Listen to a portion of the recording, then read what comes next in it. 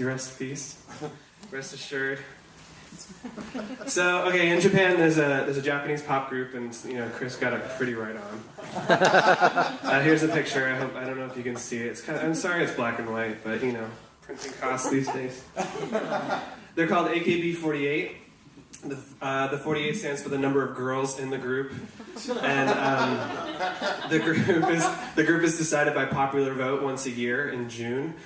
So they just recently had their elections, and I think it's telecast live, and it's in Tokyo Arena. It's a big deal. It's a really big deal, and the fans vote for who their favorites are. So I got kind of slowly involved in this group from a friend, and I just became fascinated with them. So I started writing their story, and this is one of their stories.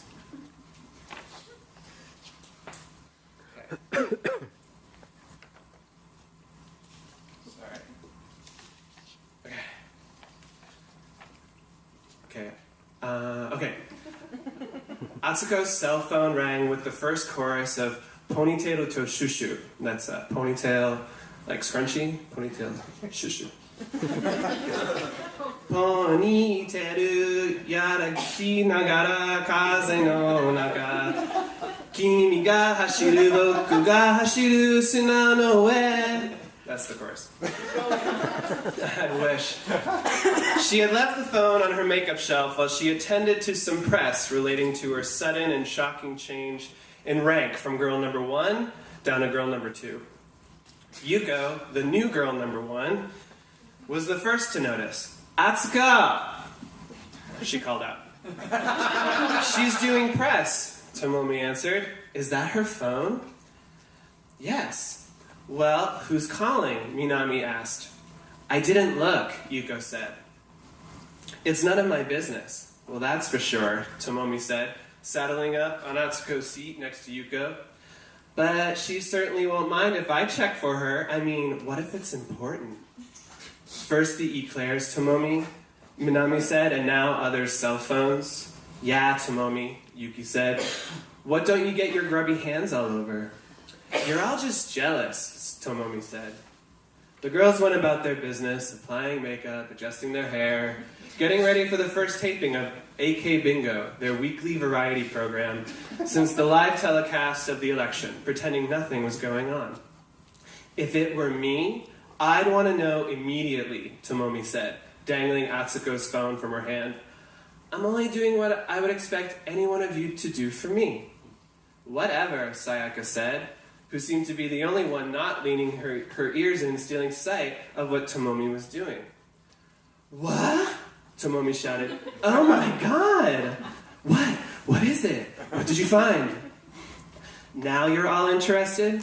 Is it serious? What could have you so surprised? I don't know, Tomomi said. It's none of our business, right? Isn't that right, Yuko? Well, Yuko refused to respond. She was the new girl number 1 and had to set a good example. She got up from her stool, turned off the overhead light, and walked out of the dressing room, muttering something about getting an iced tea. Well, Yuki said, spit it out. Who called? You'll never guess, Tomomi said. Enough already, Sayaka said. Come on, Mariko, let's go with Yuko. No, Mariko said. This sounds important. Who called Tomomi?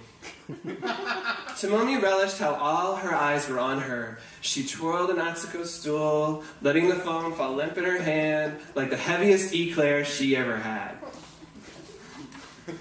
Yamamoto. And all the girls drew closer. Yamamoto, yes, yes, but which one?